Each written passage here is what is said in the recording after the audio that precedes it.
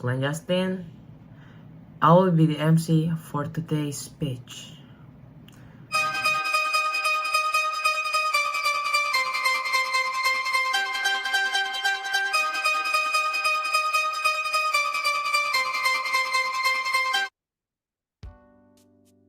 Hello, good evening everyone.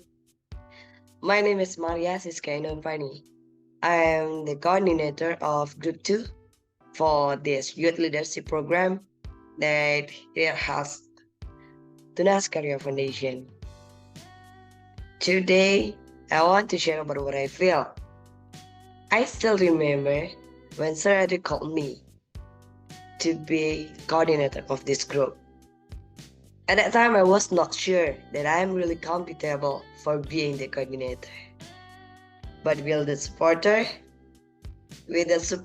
of him and also Mem Anna and Sir Edric, that make our team was so amazing, and I can finish this program well. And I think I would be regret if I didn't join this program. Because what? Not only you, everyone, me and also you we are the stars in this program. I also learned so many things.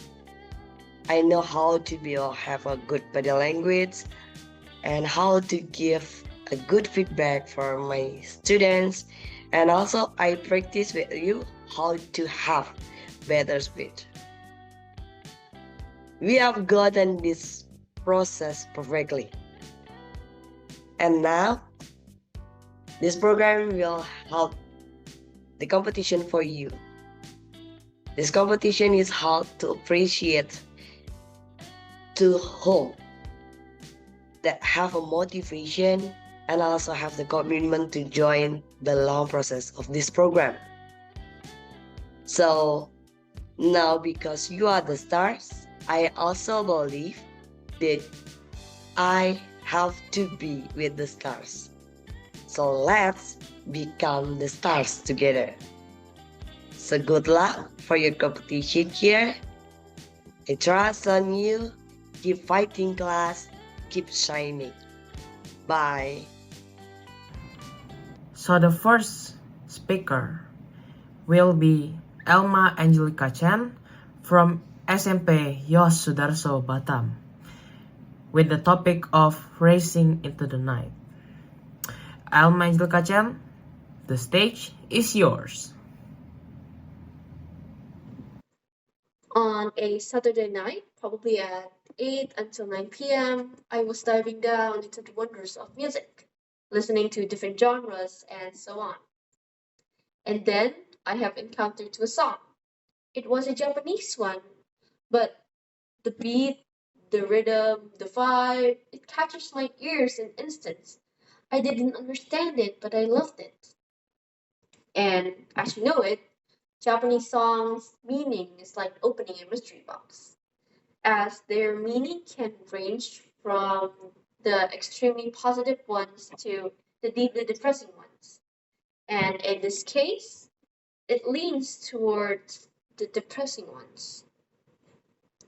The song was released during the COVID-19 season, and it really resonated with the whole people around the world. The story revolves around a man's attempt to save a woman or his loved one from suicide, and then only to discover the reasons behind her desire to end her life.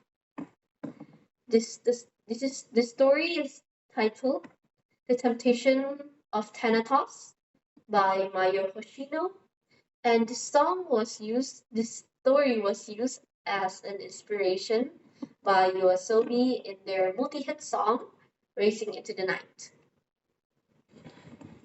Their first encounter was the woman trying to commit suicide, and he saw her and saved her. After he saw her, she is really the man's ideal type. She had long hair, she has long brown eyes, full lips, and moreover, it was revealed that she is his new neighbor. Truly love at first sight. And then both of them quickly grow close, becoming each other pillars of support in their challenging world. She is everything for him, for he is also struggling working in a black company. A black company is a company that exploits their employees. For him, she was like an angel ascended from heaven. He never actually asked why does she commit suicide, but when he tries to commit suicide, she always sends him a farewell message and patiently waits for him to save her.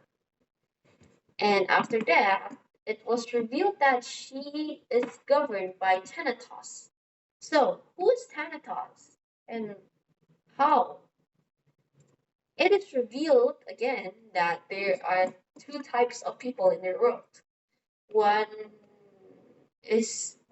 or those who are inclined towards life, guided by Eros, the god of life, and those who are inclined towards death, guided by Thanatos, the god of death. So individuals guided by Thanatos can see him, Thanatos itself, ready to claim their lives in any moment.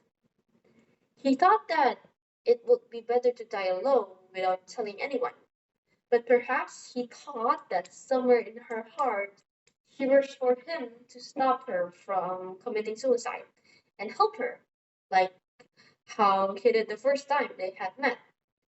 He simply took this as an explanation for her actions. Throughout the story, he prevents her from committing suicide countless times. But there is one particular instance that stands out. It was really weird. She sends him a farewell message, and then he comes to the rooftop and saves her. But when he opens the door, he saw her sitting, crying in a bench that usually every time he opens the door, she stands beside the fence, ready to jump. He sat beside her and said, "Why are you doing this? I want to die, quickly." "Why?" "Because the god of death is calling for me." He always denied the existence of the god of death. After that, she screamed and shouted. And after that, it was revealed that those who can see it, the god of death thinks that the god of death is the most attractive to them. It resembles their ideal person, I can say. So, when he feels that she was gazing into the god of death, he even though he can't see it, her expression was like she's a maiden in love, and it was as she has completely lost her heart into it, and he hated it. Why isn't that even though I love you so much? You would not even spare me a glance. He hated it and he was jealous to it. And then the few last dialogues of them made me in shock and also very confused. "I'm sick of this," she said. "I'm sick of this too. I'm tired. I'm tired too. I want to die quickly. I want to die too." At the first, I was really confused and I wondered to myself, he should be her Eros. Why? Did his tongue slip or something? And then, after this emotional exchange, both of them, leads to the woman opening tilting their head, and then she smiled with a wide grin for the first time. At that moment, the man finally understands why she was waiting for him the whole time. And then, after that, they made a fateful decision and they jumped the building together, as if they were racing into the night. What? However, upon impact, the man dies, while the woman, she just stands up and gazes at him for a while and then disappears. I was confused as heck. The ending, it was really fast, and the confusing twist reveals that the man was actually governed by Thanatos, and the woman, his ideal type, was actually the god of death in the form of his ideal type. She wasn't waiting for him to save her, she was waiting for him to join her in death. Nope. At the end, I thought it was just some normal plot twisted story. But as I said, it gave a huge impact to the world, especially in the COVID seasons. Why? And coming back into the song, I have come to realize that its message about human connections.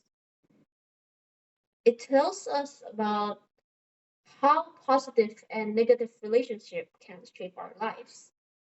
And it is important to have someone special who encourages us and supports us.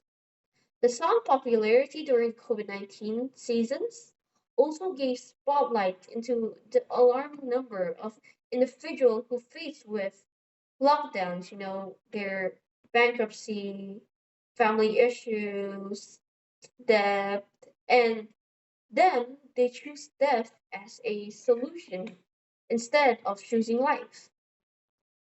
However, it is essential to note that the song doesn't promote death as solution.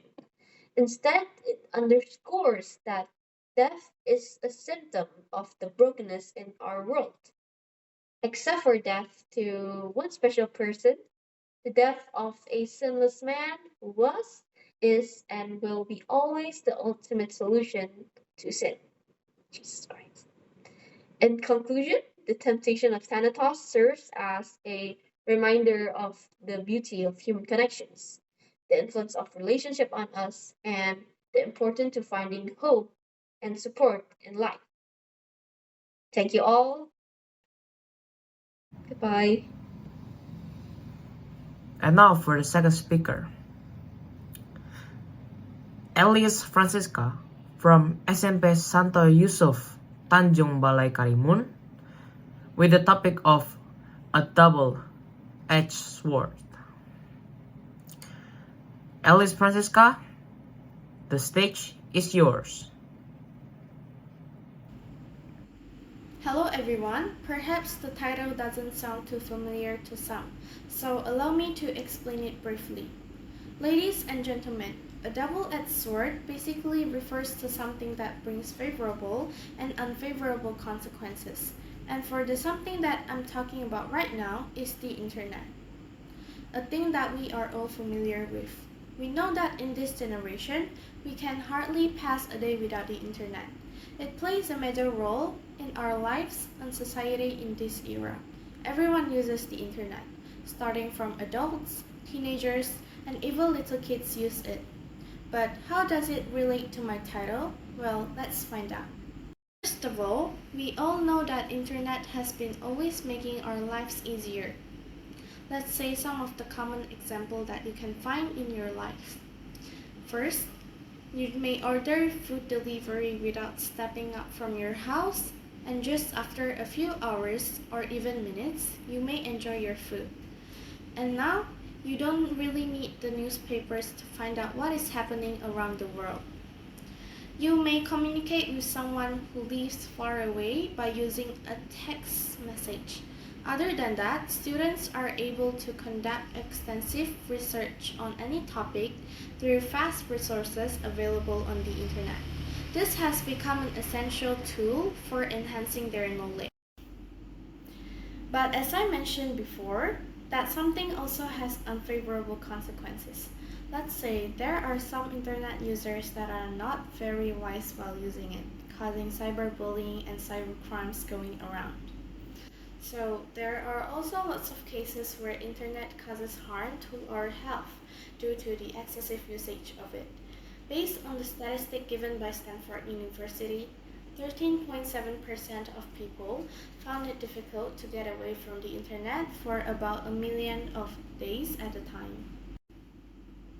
Once again, the internet has changed how the human beings think, learn, communicate, and even how to interact. To say, internet actually has its positive and negative sides depending on how we use it. In my opinion, it is very important to be educated on how we use the internet. We need to understand that some personal information may not be disclosed to public. I hope that we are all well aware of it. Ladies and gentlemen, please consider to always use the internet wisely so that no more harm will be caused due to it. To conclude, let's make the most of all positive sides of the internet and make it safe for all of us to use. Thank you. Now for the third speaker, we have Evelyn Mardianto with the topic of Bangka Belitung and its characteristic. Evelyn Mardianto, the stage is yours. Bangka Belitung and its characteristic. Bangka Belitung is a province in Indonesia. It is located in the eastern part of Sumatra. This province consists of two main islands, Bangka Belitung, and as well as numerous smaller islands. Previously, Bangka Belitung was part of the South Sumatra province, but became its own province in the year 2000. Bangka Belitung was the 31st province in Indonesia. This province was well known for the tin mines, beautiful beaches, and inter-ethnic harmony. There are 6 regencies and 1 city in this province. And there are Bangka Regency, West Bangka, Central Bangka, South Bangka, East Belitung, Belitung Regency, and Pangkal Pinang City. The name Bangka is derived from the word Wangka, which means tin in Sanskrit. And the word Belitung is derived from the word Belitunite, which means black meteorite in Dutch. Bangka Belitung also have a long history of the Chinese migrants, mainly Hakka. In the 13th century, they started to migrate from China to the Bangka region. And in the 17th century, the Palembang rulers started to see a big potential in this province, and later they founded the tin mines in Belitung. The tin mines are the main reason why the Dutch bring workers from China and decided to let them work in Belitung. Later, in the end, the Chinese decided to stay and some decided to come back to China. The Malay is the largest ethnic group in the province. They form around 52% of the total population and can be found in the interior of Bangka or Belitung. They mainly work in the farming industry or fishing industry. They are slightly different, ranging from their culture to their language as well. And if being compared to other Malays, they have a very distinct lifestyle, especially if being compared to those Malays in Malaysia. The second largest ethnic group is the Chinese. They form around 29% of the total population and can be found in the coastal part or even the city areas in Bangka Belitung. The rest of the population consists the other migrants that came from other part of Indonesia like Javanese, Minangkabau, and Bugis. Based on the population of the census 2015, the most professed religion in Bangka Belitung are Muslim, and then followed by Buddhist, Protestant, Roman Catholic, Confucian, and Hindu. The Bangka Belitung Island have a tropical climate which is affected by monsoons and experience dry months for 5 months and wet or rainy months for 7 months. The dry month occurred from August to October, and for the wet month occurred from January to July and November to December. Bangka Belitung also have many beautiful beaches and small islands, and the attractiveness of these beaches make those tourists who came from other country interested in the beaches.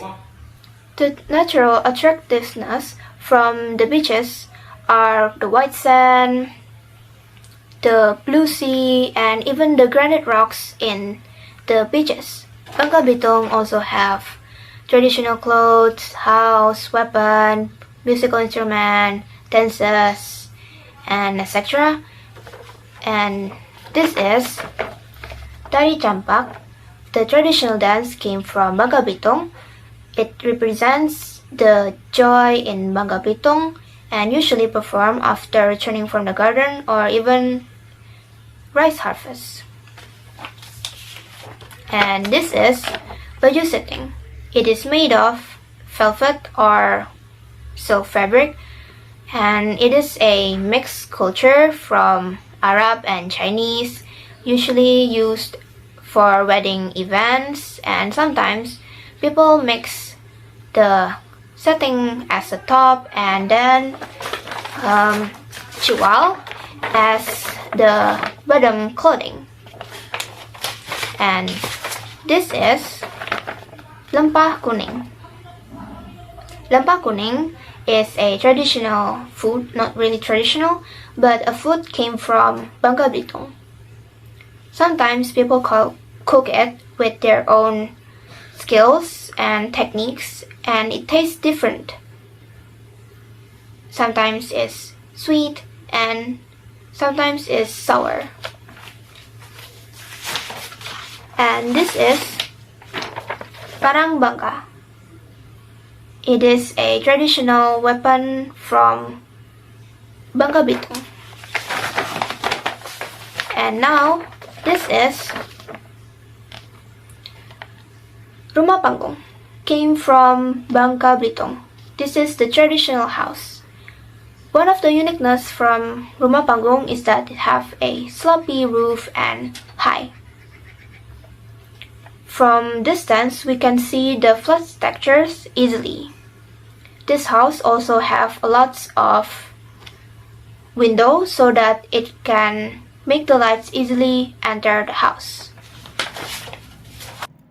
Now for the fourth speaker, we have Shaina Angelica Wijaya with the topic of insecurity. So, for today's speech, I'm going to talk about insecurity.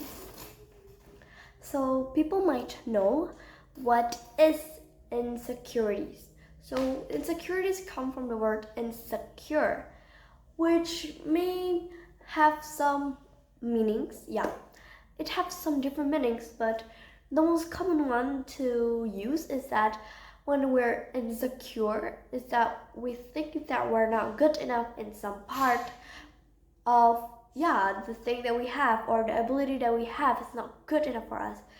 Of course, insecurities come with a lot of different types. For example, insecure of our looks, something from our physique, like our hair, our face, our nose, our mouth, our lips, anything. And then maybe about our personality.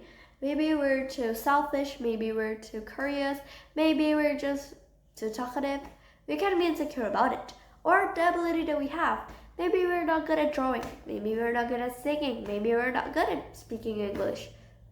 You know, everyone, I believe, and I'm going to say it to you, I believe that everyone has their own insecurities. Now, how does insecurities come? Like, what makes us get insecurities when we know that insecurities are not good for us? Maybe at some point it has some good benefits which can make us develop ourselves. So when we see our insecurities, we want to try to get better, or just try to upgrade our skills or capacity on the things that we do, so that it's getting better, and hopefully it's not gonna be an insecurity anymore. But the ways we can get insecurities are usually, again, not always, but usually and commonly, it's from seeing people. It's like seeing other people that can do things or look or just have things better than you. You can even be insecure of their situationship or their condition or their family. You can be insecure about anything. Now, fun fact, we can get insecurities from not just your friends, your teachers, also your family. Maybe you can see your brother. Your brother has better scores than you, or your brother can do sports and you can't. Maybe you can be insecure about it. I have no idea why are you insecure about it. But myself, I do have maybe a lot. To be honest, I have a lot of insecurities. But we don't need to talk about that. That's not on our whole base point. But I'm just gonna say it anyway. I am insecure because my handwriting, it's so bad. My teachers be like, oh my gosh, what are you writing? I'm 8th grade and my writing is as bad as that. Oh my gosh. Even my mom bullies me for my handwriting. Not just my handwriting, maybe it comes with it, but I can't draw. Exactly. A lot of people have their abilities on drawing, or maybe not having abilities, but they're at least good at it or can do it. Well, me. I can't even draw anything. If you tell me to draw a cup, I can't. I'm gonna draw something and you don't even think it looks like the thing that I need to draw. For example, I need to draw a pen. Literally, a lot of people can draw a pen with their, basic things to draw. Basic lines and boom, you have a pen. But no, I can't do that. I don't know why and how, but every time I draw, it sucks. It doesn't become anything clear. Like, I'm gonna draw, like right now. So I have a book right now, and I'm gonna get an empty space. Here, you might see me getting my teacher to have some, subjects like, everyone, kids, students, draw a cat. And I'll be like, oh yes, a cat, it's very easy. You just draw the head, draw the eyes. Oh shit. Okay, draw the ears, exactly. Draw the mouth and the nose, of course. Should we draw the body? It's getting worse. Okay, draw the body of the cat too. Of course. I don't think this is a cat anymore, guys. Anyways, draw the feet. Wait, does cat have 4 or 5 fingers? Or 3? Okay, wait, I am doing it. And draw the tail. Wait, I forgot cat has 4 feet. I only drew 2. Ooh, maybe the cat needs stripes. But anyways, wait, let me give you a sign that it's a cat. Because I believe you don't think it's a cat. Do you like it? Don't be honest. Just lie. Because it's a cat. I'm even gonna draw some straws. Yes. Does it look like more a cat? I mean, look, I draw some stripes. Some cats have stripes. They look cuter. Not my cat. Oh, we should never see me draw anymore. Never. Come back to the main topic.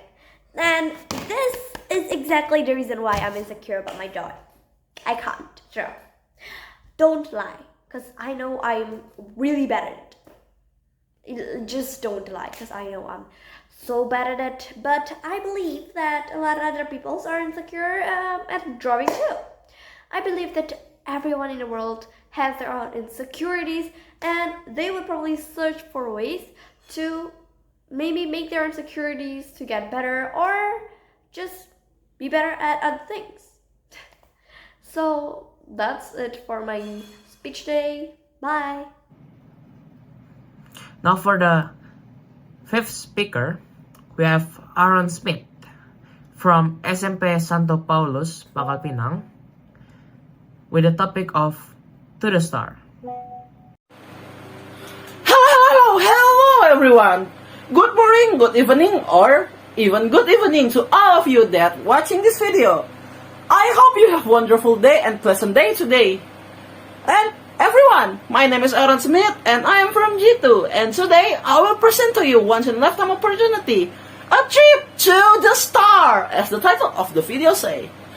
Okay everyone, but before that I need to give all of you a preparation and a warning first though, because this trip is gonna be really dangerous and your life might be at risk. I mean, so just be prepared and buckle up.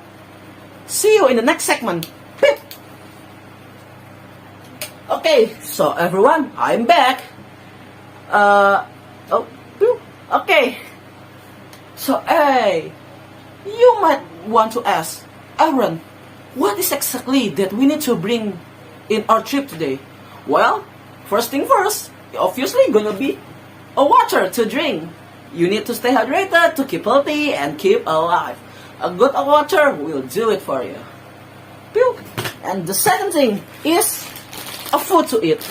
I already have mine prepared. So I'm gonna give you guys a 3 seconds to prepare yours, okay? 1, 2, 3. Okay, I hope you already bring yours.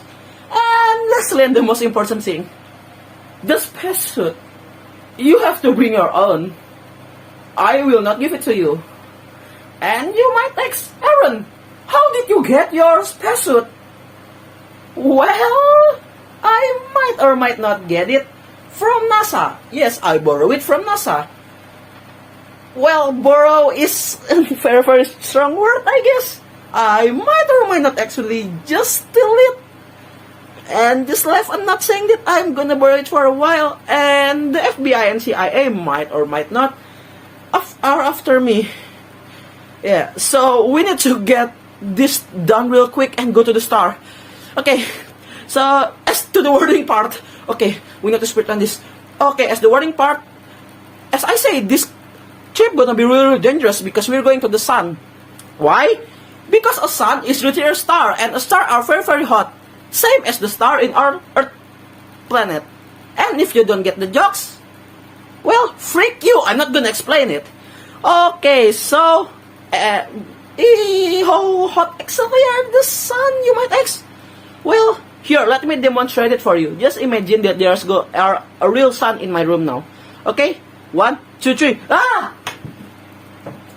That's probably gonna be my honest reaction because, well, I might even not be able to just scream at top of my lungs because I'm probably just gonna disappear into an out of existence.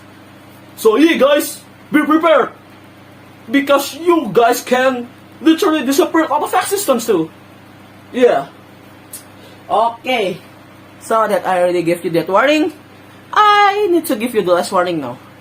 This trip might take a very, very long time because the distance of the sun, which is the nearest star from our planet, are millions of kilometers and feet away from us. So buckle up everyone.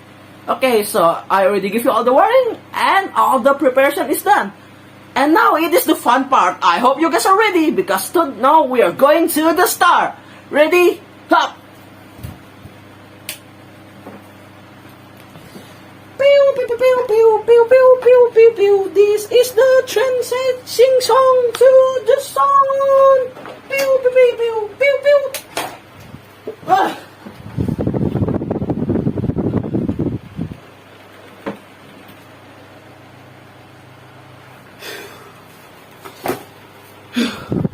Okay, so according to the Google Map, we should have arrived arrive at our destination.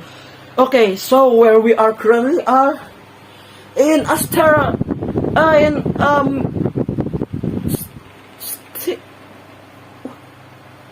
I actually don't know where are we currently. I'm not even sure where am I standing right now because it's literally just a big. Wait, is this a Death Star? No, it can be. Okay, these jokes actually are a very terrible jokes, and who the freak write these jokes? I mean, it's not even funny, bro. So, according to my script, guys, the one who read this joke is this Aaron person. Bro, freak this Aaron person. He's very terrible at making jokes. Man, this Aaron person is really cringe, bro. He must be a very bad person, IRL.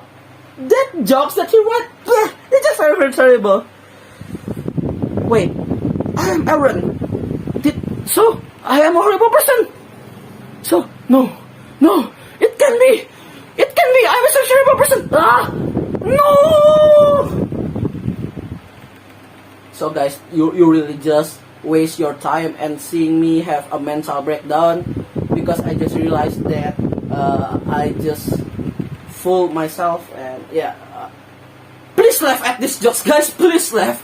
This is the best jokes that I get in this video. Okay, thank you. Okay, so in the background now is actually the real sun, and it's really hot here. So wait a second, I need to turn on my electric fan here. And don't ask me how in the world that I managed to turn on an electric fan without using electricity in the outer space. And well, I'm just gonna refill the sun in just a bit. But before that, I'm gonna need to thank for the sponsor of this video, the legend, the game itself, Red Mother Freaking Shadow. Wait, no, I'm just kidding. This video has no sponsor. And well, guys, I 100% not trying to stall from time so that this video time gonna go to the 7 minute, and because I 100% in a real here in my background is a real sun, and I'm not in my room. And yes, I'm not 100% not stall. And everyone, I just want to say thank you that you guys have been watching this video so far, have been met for this journey. You guys mean a lot from us. And 3, 2, 1. Yes, it's 7 minutes. Yeah. Now for the sixth speaker, we have Ivanka Jane Mario from SMP Santo Yosef Belinyu with the topic of their minds. Ivanka Jane Mario, the stage is yours. Now for the second. Hello everyone, as you guys see the MCs already tell my name, so I didn't have to introduce myself again. So in this speech I'm gonna tell about what people thinking, like their minds, they're thinking about something, people and things. So let's go to the point. As you guys know, there's a lot of app that we can use, like TikTok, Instagram, Snapchat, and Twitter. That we can, in these apps, we can post something like picture, video, and everything that we want to post. And are still lots of people that have been text sexually by other people from text, message, comments on their posts, and a lot. It's kind of annoying. And it's make other people uncomfortable. And people think that it's our fault for wearing clothes that are too revealing and not covering up. And they always say, like, cover it up, you look like a... You guys know what I want to say. Like, why do you have to wear a top? You want the boys to see you, or you want the people see you like that? Actually, this kind of mindset, it's really stupid and low. Like, we can wear everything that we want, we can wear top, we can wear shorts to everywhere we go, and it's not our clothes that matter, but it's their minds that matter, because we just wearing clothes, just wear to cover up our body, and they're gonna say you have to cover it up, and it's really really stupid mind that people think about that we have to cover up our body with maybe they think that we have to cover up our body with t-shirt and baggy clothes all the time. No, like, their mind is really, really like stupid and low. They are they are always thinking about something dirty and porn on their brains, and they took it all out to us. It really makes people uncomfortable. I've been once through that, and it's not that long that this happened. This is happening just yesterday, that there is someone texting me from Instagram, and they send something dirty and make me uncomfortable. And this kind of people, it's really annoying. We have to stop this for all people who always think like that. Like, we have to stop them for thinking something that bad and dirty in their minds. Like, please stop. It's annoying people, and we feel unsafe and uncomfortable. It makes us a lot lost our confidence to wear out everything that we want. Then we can go out with top or shorts, and we cannot go safety because of these people. I'm hoping that you guys share it to your friends or people, that we cannot judge someone with our clothes or our personality or something that we use to cover up our bodies. So someone who still thinking that we have to change our clothes, please change your mind and stop that, because it's make us lose our confidence. And that's all for you guys. Hope you guys got what I say in this speech, and thank you. Now for the second speaker, we have Elvi Tan from SMP Catholic Tanjung Pinang with the topic of embarrassing moment. Elvin Tan, the stage is yours. Hi guys, welcome back with my another speech. So today I'm going to tell about my embarrassing experience. I have two embarrassing stories. Maybe the first one isn't too embarrassing, but let's just hear it. So before I live in Tanjung Pinang, I live in Senggarang. So Senggarang is an administrative village in Tanjung Pinang, Riau Island. Senggarang is a small village on Bintang Island. So the story starts here. Every Saturday when my father come home from work in Batam, we had to take a small boat to get to Tanjung Pinang. So every time my dad come home, my mom and I will definitely pick him up. By the time we're picking up, it's afternoon around 4 p.m. But the sunlight is so bright. The story starts when my dad is across the street. So my mom and I have to cross. Like I said, the sunlight is so bright. Then I had to close my eyes because the light was so bright, while my brother was trying to open the umbrella. And when I closed my eyes, I then grabbed someone's hands that I thought he or she was my mom. And then I walked across the street with my eyes closed. When I arrived, I just opened my eyes. I just saw my father and then two sisters laughing and looking at me. When I looked in front of my mom across the street, I was confused. And then I asked my dad. It turns out that my mother was the two sisters who laughed while looking at me.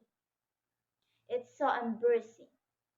But once I grow up, I'm thinking I'm just a little kid, and it's definitely not so embarrassing. And for the second story that I've been really embracing about even now. So when I was taking the third grade, we had a question and answer session with my friends and teachers. The teachers will appoint someone or someone who can come forward with his or her own intention to do a question and answer with a friend.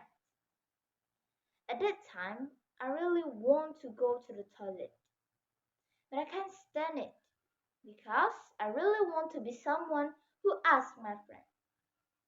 It feels so good because when I was young, my dream is to become a teacher, like asking a material, give their score. Isn't it here fun? And then, when we are done reading the material, I volunteered myself to ask my friend a question in front of the class. And a few questions asked, do you know what happened? I peed in front of the class because I couldn't take it anymore. Oh my god. My friends all noticed and laughed. My teacher was so confused why all of my friends laughed. And then I called the teacher. The teacher still didn't notice that I peed in my pants. Even there was pee running underneath. After my friends told me, my teacher immediately told me to go to the toilet and change my underwear. My teacher told my friend to help mop it. And then my friend complained and they said my pee is so stinks. There I was so embarrassed. Even during the break time, my friends complained to my mom that I was peed in my pants. It was so embarrassing. It's too shy to remember. Maybe that's all that what can I tell you everyone? Thank you for your time for hearing my speech. Now for the eighth speaker, we have Albert Vercelli Pianilo from SMA Santo Yosef Pangkal Pinang with the topic of unpleasant memories. Albert, the stage is yours. So I am sure that everybody definitely have some good moments or bad moments that are either too good to be forgotten or too hard to forget because of how embarrassing or bad it was at the time. Even now, if someone mentions one of the bad moments I have to me, I'll just shrink into a molecule because how embarrassed I was while remembering it. Unpleasant memories are so uncomfortable to be remembered. But when you tell the experience to people, some people might rather find the experience cool or interesting. I myself have some stories that I wanted to share with you guys myself. Hello, my name is Albert Vercelli Pianilo. I am from G2. I am here to share with you guys my moments that I feel like pretty unpleasant. And the first story that I wanted to share is my problems with bugs. I have been having some personal problems with bugs, especially with the type of bugs that have many legs or bug that could fly. You guys also of course hate some type of bug, right?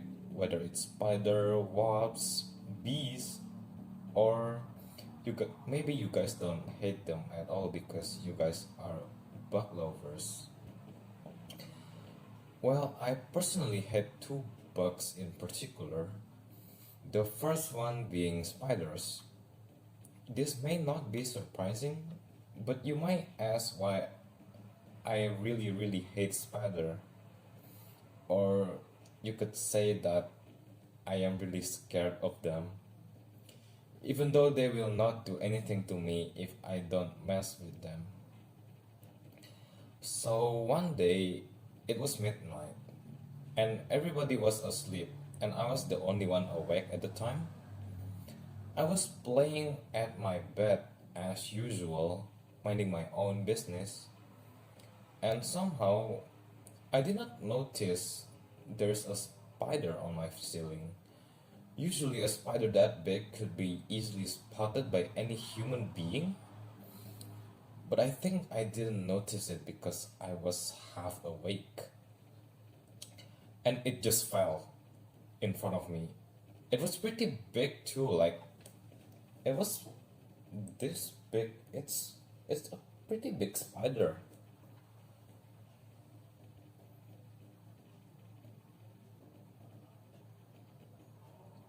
And you guys would probably never understood the horror of in the middle of the night and there's just suddenly a random spider just fell in front of your face, and you encountered the thing you hate the most on its adult size, on its biggest size. And believe it or not, I literally just left that room for a whole 2 days. Not sleeping there because how shocked I was, and even minutes after that encounter, it was at night, right? Every shadow I see, every reflection is literally, I thought it was a spider. So that's the first bug that I hate. The second bug, though, is wasps. I am more like holding grudges against them because there's this one time where I felt like a drop of water just fell on the back of my neck, but it was not wet or anything. And when I reached the spot, I felt nothing. It's just dry, so I thought like, oh, that was weird. I felt like something dropped in my neck. And then, out of nowhere, it just came back and bit me. Like, I didn't even do anything to it. It just bit me out of nowhere, on the same spot where it landed. Also disclaimer, at the time, I thought wasps were poisonous, and I was at 4th grade or something. And just like any other kid would do, I cried. But the funny part is, as the wasp is flying away, one of my friends, he's such a badass kid, I guess, he just take off his shoe, grabs it, and throw it at the wasp and hit the wasp's first try. I was really amazed there, and he just walked at me proudly and said, "I have killed the enemy. Mission accomplished." And that's, for me, there is the funniest thing back there. And for the second story I have is this one time where I was looking outside the window of my class, looking for fresh air, and I found out that on the other side of the building there are people that I know that are waving at my direction, and I waved back at them. And also they started to record or take some photo, and I started to pose and stuff, to just find out that they were just interacting to the class above me and not me. And that was the moments I ever felt the most embarrassed ever. those are really some uncomfortable moments to be remembered. But even though the unpleasant moments or memories are something that will occur in your life, it's also the moments that help you on improving yourself on how you act or how will you deal with this type of problems in the future.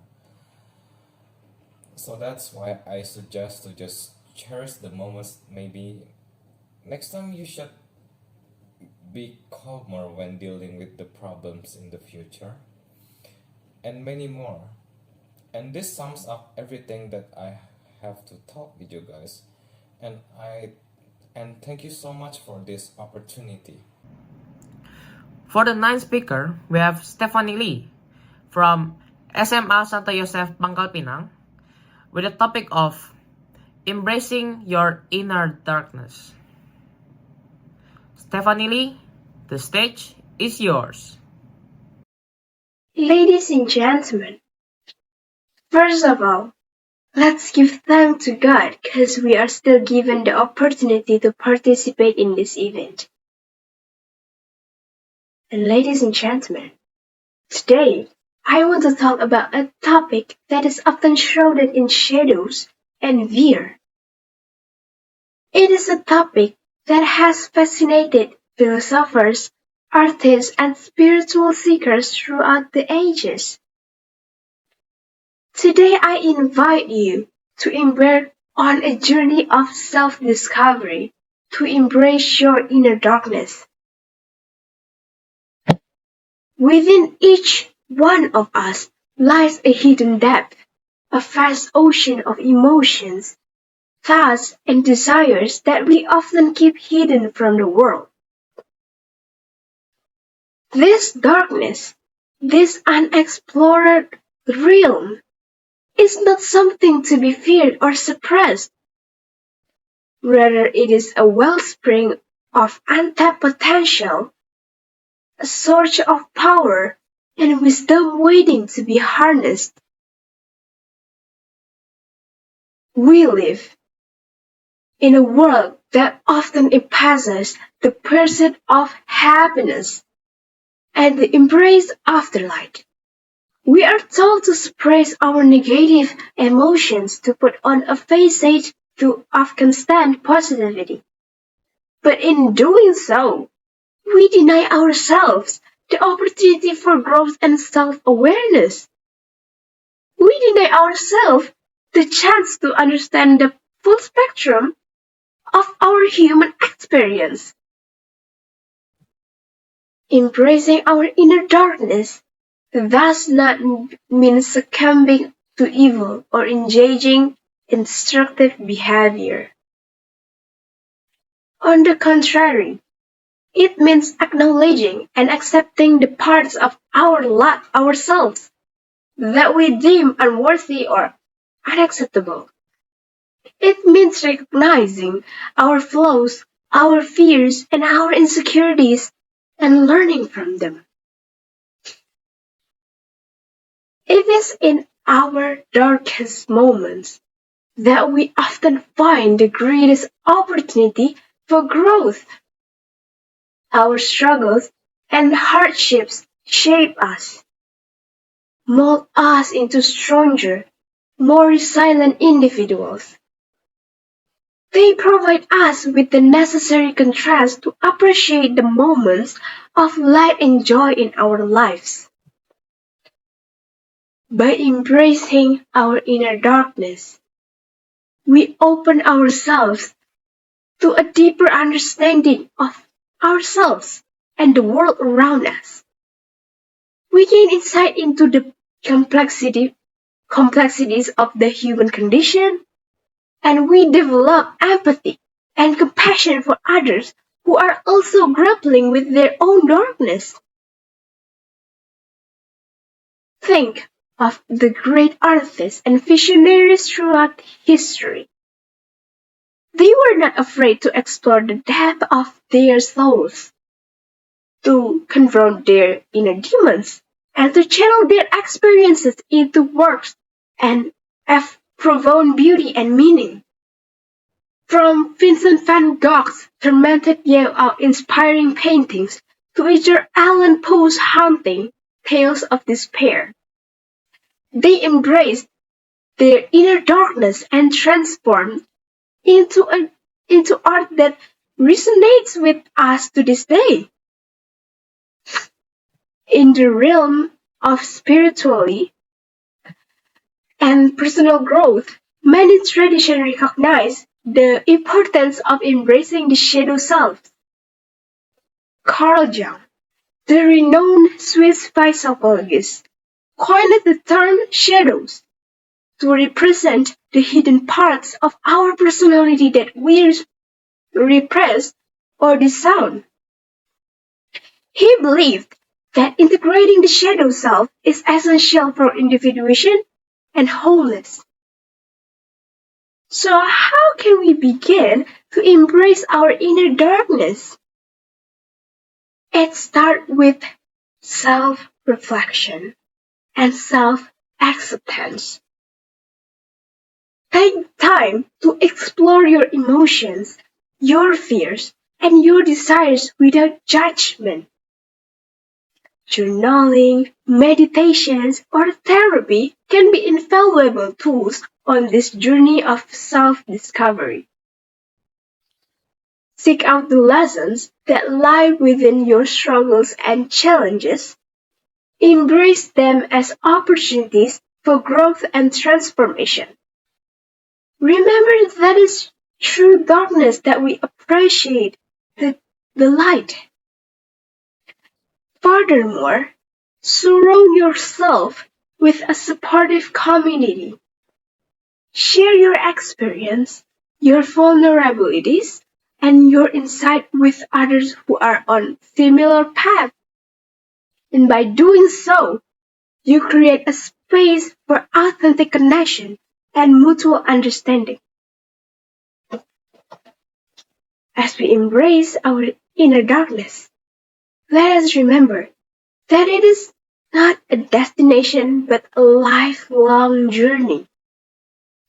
It is an ongoing process of self-discovery, self-acceptance, and self-transformation. It is through this journey that we can tap into our true potential and ultimately become more compassionate, empathetic, and whole human beings. And in conclusion, embracing our inner darkness is an essential part of our personal and spiritual growth. By acknowledging, exploring, and integrating our shadows, we gain a deeper understanding of ourselves and others. It is through this journey that we can truly embrace our whole selves and unlock the fullest potential. Let us not fear the darkness, but embrace it as a guiding force on our path to self-discovery and transformation. Thank you for hearing my speech. I hope my speech is useful for you guys. Thank you and bye. Now for the 10th speaker, we have Frederick Andy Jr. with the topic of Starlight. Frederick Andy Jr., the stage is yours. There will always be light at the end of the tunnel. In every seed of good, there is always a piece of bad. Stars cannot shine without the darkness. Such quotes are often uttered by us every day. These quotes uses different phrasing, and yet they hold similar meanings from one another. It is as if they are two sides of the same coin. Well, would you look at that? I just said another quote. But what are these quotes? Well, these quotes are used to convey meaning through wordplay or metaphors. And on this opportunity, I like to discuss with you all the quote, "Stars can't shine without the darkness." Without further ado, let us begin. From the 5th to the 10th century, on Europe, there was a period of time called the Dark Age. It was a time that took place during most of the Middle Ages, with plagues such as the Black Death sweeping through Europe, taking millions of lives away. Crop failures and the death of cattle due to diseases brought upon the Great Famine that slowly starves Europe off. And lastly, the difference of beliefs and the lack of tolerance between religions led to the start of the Crusades that took thousands of lives away, with governments forming and falling throughout its time. During such horrible times, you would think that the people would have suffered. And you're right, they sure did.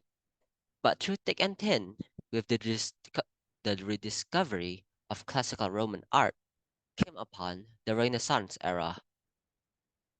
It brought significant changes in how people think of art, of culture, of literature, and knowledge as a whole. It brought us great inventions such as the gunpowder. It helped us build canals and transportation systems to ease transport of goods.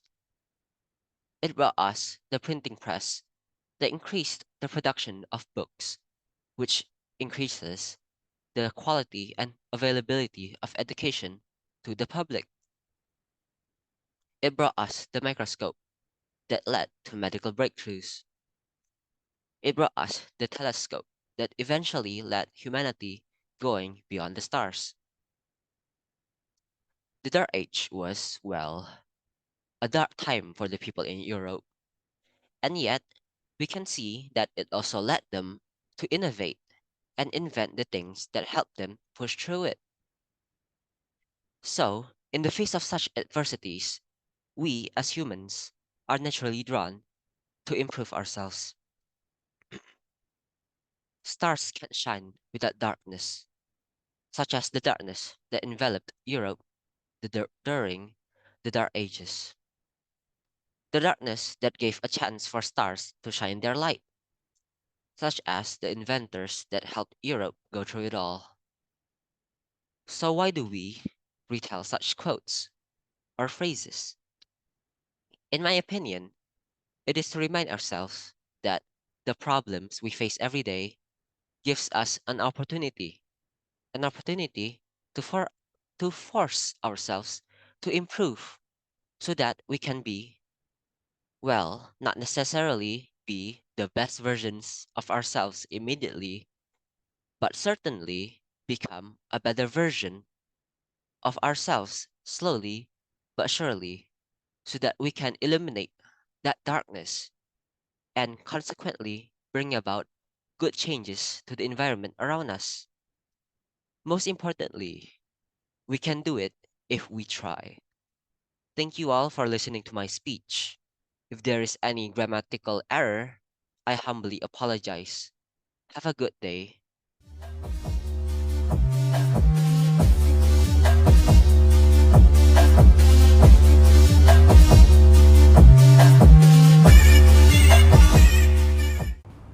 You see, humor is a beautiful thing. It brings people together, creates bond, and lightens the weight of our everyday life. And tonight, my objective is simple to entertain each and every one of you by tickling your funny bones. So let's dive right into the hilarity. Now, let's talk about the modern day wonders of technology. We live in a world we can connect with people from across the globe in instant, share information in lightning speed, and order food without having to say a single word to another human being. But let me tell you, technology is in our alley. Just the other day, I tried using voice recognition software to dictate an email. Well, let's just say the email I sent to my teacher wasn't exactly what I intended. Apparently, my voice sounded more like a multifunction robot than a coherent human being. So, if any of you receive an email says, "Greetings, esteemed overlord," please know it was an accident. Now let's talk about those embarrassing moments we've all experienced. You know the ones I'm talking about. The kind make you wish the ground would swallow you whole. Whoa. Remember the, I remember attending a junior high school dance and thinking I was the coolest person on the dance floor. But let's not forget the joy of family gatherings. The holiday, a time for laugh, laughter, and food comas. We all have that one relative who always bring up embarrassing story from our childhood. And no matter how much we plead, they never seem to let those stories rest in peace. It's like they're carrying around a portable museum of our awkward moment, just waiting for the perfect opportunity to bring them back to life. So here's a pro tip. If you want to avoid hearing about that time you accidentally lock yourself in bathroom, make sure to change the subject to something less embarrassing, like global warming or quantum physics. Trust me, it works every time. As I stand here tonight, my goal is to make you laugh, to bring a moment joy into your life. We all have our quirks, our little idiosyncrasies that make us who we are. And it's those quirks that we find in laughter that connect us all. So let's celebrate the absurdity of life, embrace the ridiculousness of our action, and remember that laughter truly is the best medicine. So, my dear audience, let us leave here tonight with a smile on our face.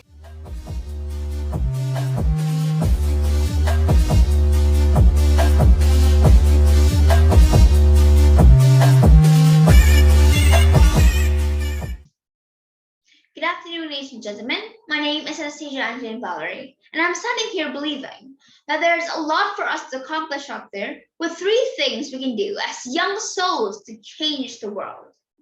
The world has gone through a lot.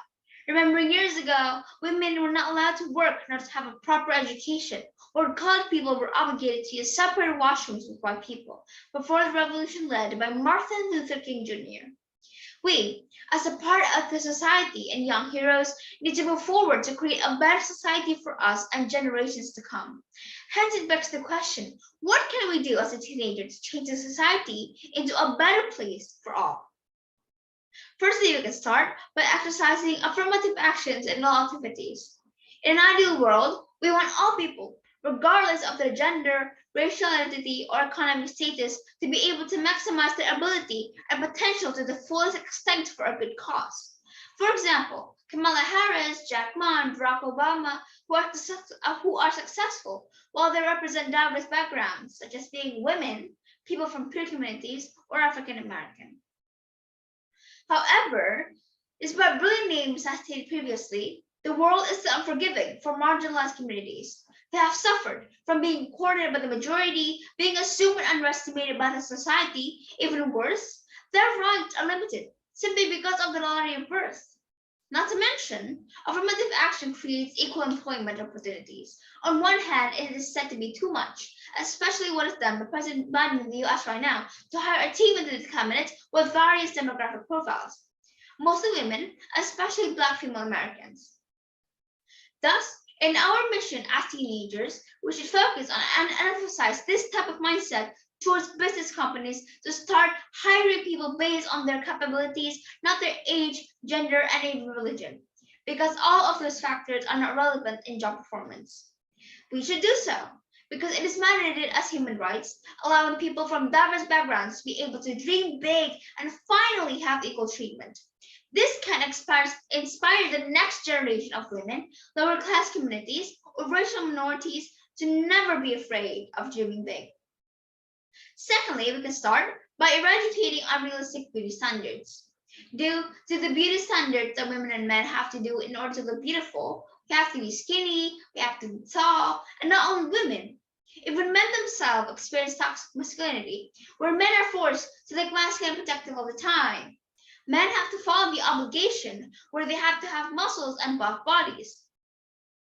Growing up, we see celebrities in their petite body, long hair, little to no fat in their body, fair skin, bright smile, and perfect skin as a role model. This image is also being portrayed in the general workplace, such as being a secretary or salesperson has to look good. Due to this perfect standard, many people sadly have ended up suffering from mental disorders such as anorexia and bulimia. So, what can we do? We can use social media to show positivity towards plus size bodies and show the world that big can be beautiful as well. And beauty comes from the diversification, not monotonous Barbie doll figure. This would help so many people and women to achieve self love. Thirdly, reshaping image of sexism. Sexism is one issue that people notice but brush it under the rug. Sexism has been in society forever. From the moment a girl is born, sexism begins. Growing up, only girls are taught how to do household chores and not boys. And girls are always instructed to act a certain way to be accepted by the society. We have never thought about why is that only girls are asked to do so. Why haven't we questioned it? Even today, men get higher pay than women. Even if the workload is equal, men get more positions than women, even if she has to work equally hard. Why is that so? If women are working hard and maybe higher than others, then why don't they get what they truly deserve? As a woman myself, I feel sad if this is what I am going to face in the future. As a working woman later in the future, but change should start somewhere. I have always reminded my aunt and even my grandmother that no boys are born kings. As for me, being a mom later, I will not favor my son over my daughter, as he should respect women, so the idea of sexism will slowly fade away. It is not an easy task, honorable judges, but change has to start somewhere. And I take the liberty to let it start with me as the future generation for the society to push for a change for a better society through three submissions, which are exercising affirmative actions, eradication of unrealistic beauty standard, and finally, reshaping image of sexism. If it's not us who makes the first step, who else will? Won't you come join me, honorable judges? I believe together we can. Thank you.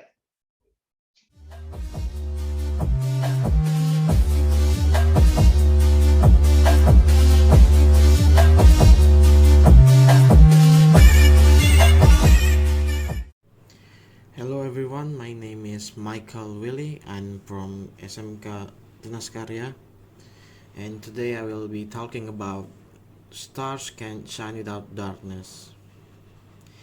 We all have some darkness in our past. Some of it maybe can really affect us, and some of it just we can just let it pass through it.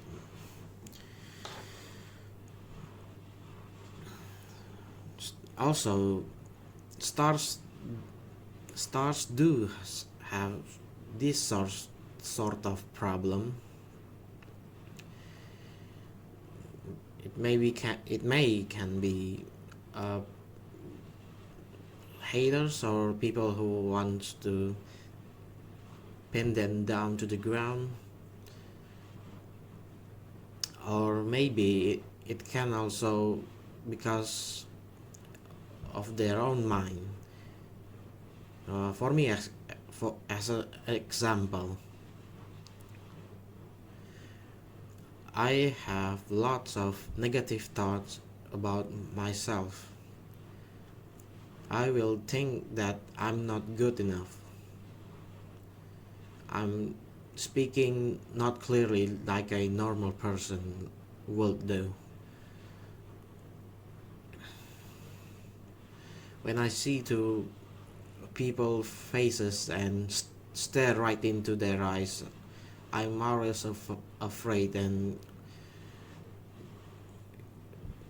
will try as hard to avoid eye contact with everyone when I'm talking to them, especially when there's a large crowd watching me. But we can get past through this by talking more and socializing with lots of people. We can see the progress that we can improve our speech and get rid of that anxiousness, shyness,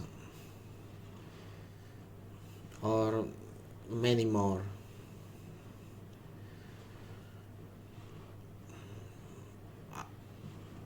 Darkness can also, I think, it can really affect someone's behavior.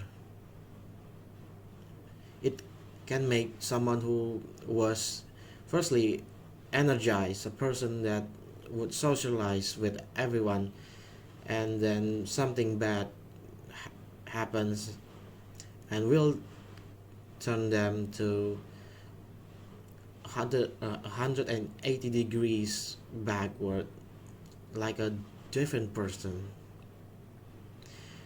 This is probably pretty common in the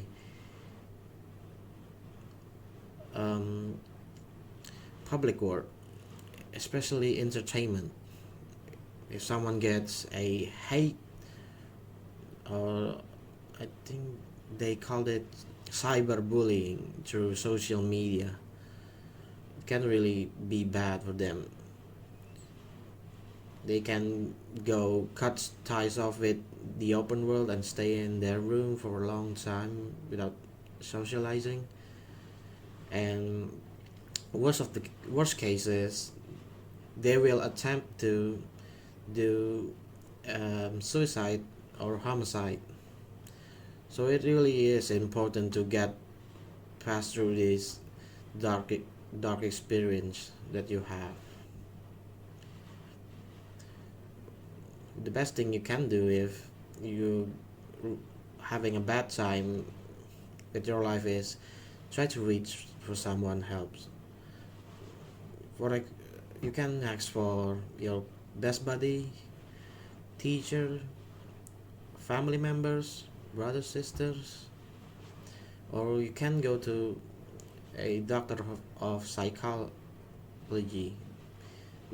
You can talk it about it, share your experience with them, what you're having right now, bad things, and they will maybe find a solution for you, or at least entertain you so you can feel better about yourself. I really admire someone who can get past through this with fighting for themselves.